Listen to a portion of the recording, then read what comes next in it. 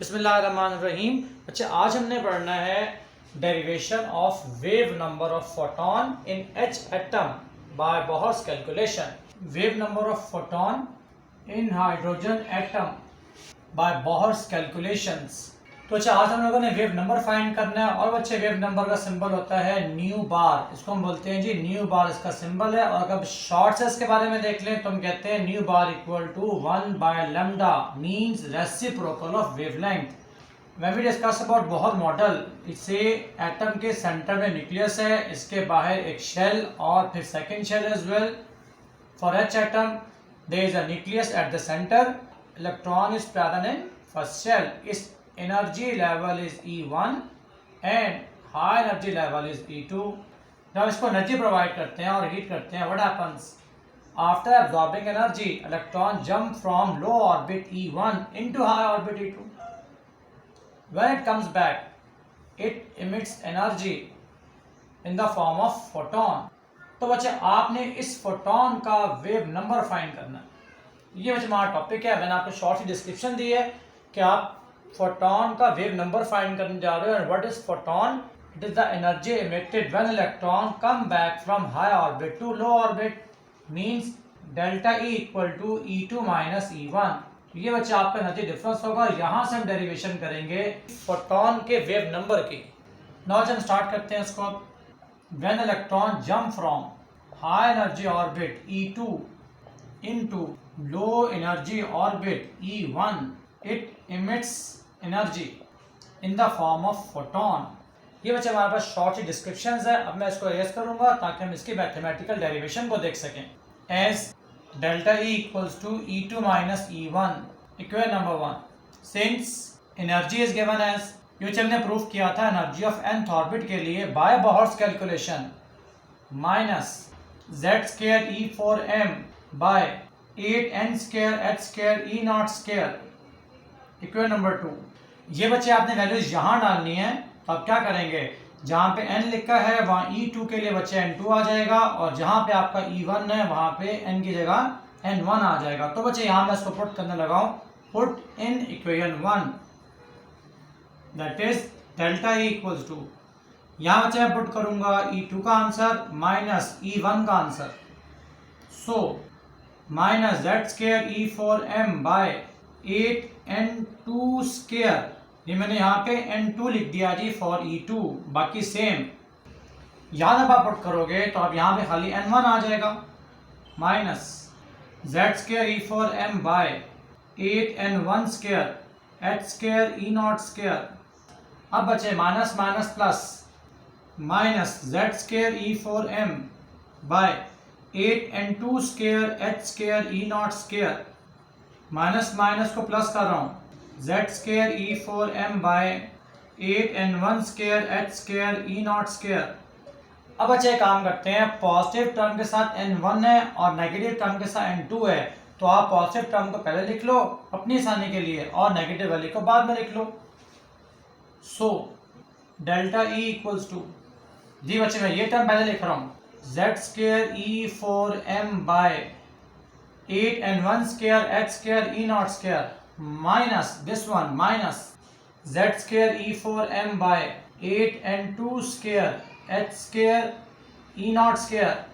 अब बच्चे आप कॉमन निकाल लें, दोनों में z स्क्वायर कॉमन है, E4m बाय 8n कॉमन नहीं है, h स्क्वायर कॉमन है, E0 स्क्वायर कॉमन है। तो बच्चे आपके पास आंसर आया, this is whole common 1 by n1 square minus 1 by n2 square. मैंने सब कुछ कॉमन को सेपरेट कर लिया है, तो आपका पीछे बचा सिर्फ n1 स्क्वायर और n2 स्क्वायर। तो बच्चे आपका निकल आया energy difference between two orbitals, equation number 3। ये जो कांस्टेंट है ये बच्चे वही वैल्यू है जो आपने यूज की है बोहर की डेरिवेशन ऑफ एनर्जी में।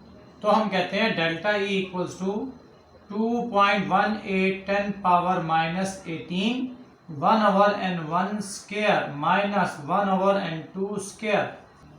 ये बच्चे आपकी वही वैल्यू जो आपने डिराइव की थी for the derivation of energy. एक बात ध्यान में रखेंगे, इसको सॉल्व करने के लिए आपको इस क्वेश्चन को सॉल्व करने के लिए 3 स्टेप परफॉर्म करने पड़ते हैं। आपके पहले स्टेप में आपको डेल्टा ई का आंसर निकालना होता है, आपने निकाल लिया है।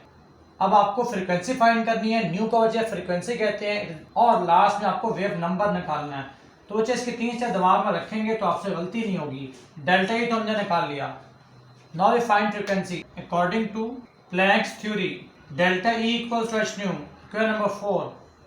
अब आप डेल्टा ई की वैल्यू यहाँ डाल दें 3 में, put in 3, H nu equals to, same copy कर रहा हूँ, Z square E 4m by 8h square E naught square 1 over n1 square minus 1 over n2 square. तो आपसे मैंने कहा था सेकंड स्टेप में आपको फ्रीक्वेंसी निकालनी है। डेल्टा ही आपका निकल आया, 3 स्टेप थे ना, अब आप सेकंड स्टेप कर रहे हो फ्रीक्वेंसी निकालने वाला। So frequency comes out to be, क्या बच्चे बनेगी, Z square E 4m by 8h cube, ये आपका h स्क्वायर और ये वाला h यहाँ के मल्टीप्लाई हो गया है, गॉट h क्यूब, ई naught square 1 over n1 square minus 1 over n2 square.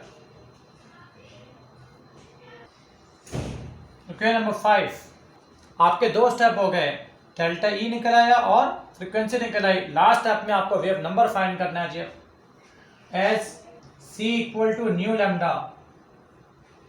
अच्छा, आप ये याद करने के लिए थोड़ा अगर आप मैट्रिक में जाओ, आपने एक बात पढ़ी थी v equal to F lambda, ये बात दिमाग में रखें अपने। तो हमने वेलोसिटी ऑफ लाइट को c कह दिया है, फ्रीक्वेंसी को न्यू कह दिया, लैम्डा इज स्टिल लैम्डा। हाँ जी, ये आप अपने एग्जाम में रखेंगे तो आपको याद करने में आसानी होगी।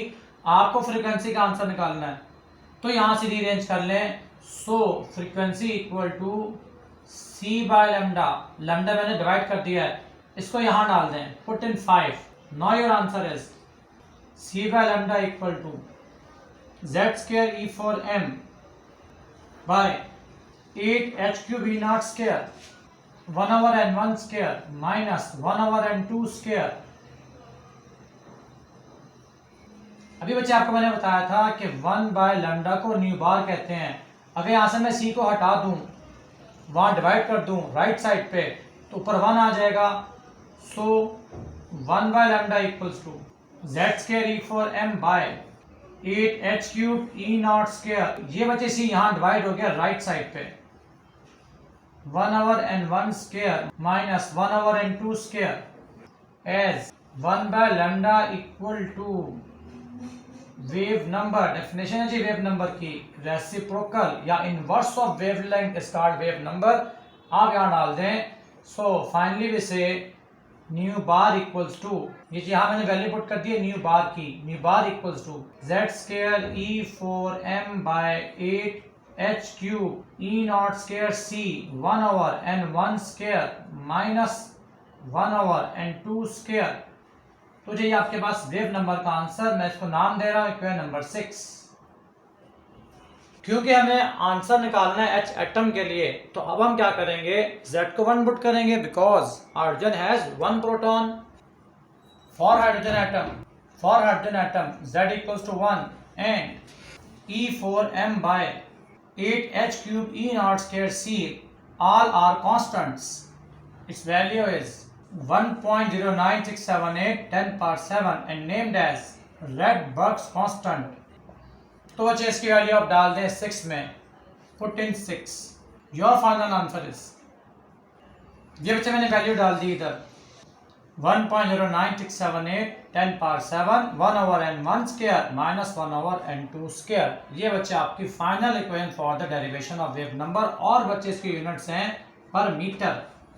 जी बच्चे लास्ट में एक बार ध्यान में रखें, आप जब कोई न्यूमेरिकल सॉल्व करोगे इसमें n1 और n2 का मतलब क्या होगा बच्चे, n1 का मतलब होगा लो ऑर्बिट और n2 का मतलब होगा high orbit. Final is that आपको न्यूमेरिकल में जो 2 वैल्यूज गिवन होंगी, जो उसमें से स्मॉल वैल्यू होगी उसको आप n1 कह दोगे, और जो उसमें लार्ज वैल्यू होगी उसको आप n2 कह दोगे। बच्चे मैं आपके लिए लास्ट में एक शॉर्ट ट्रिक रिपीट कर दूं इसको याद करने की।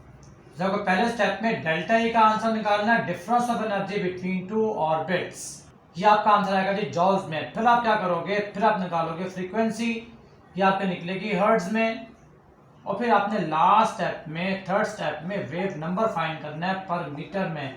तो ये 3 अगर आपके पॉइंट ध्यान में होंगे, शॉर्ट की ध्यान में अपने बना लें, तो आपको लॉन्ग टॉपिक को तैयार करना काफ़ी आसान हो जाता है। तो बच्चे आज हमारा टॉपिक यहाँ पर एंड है।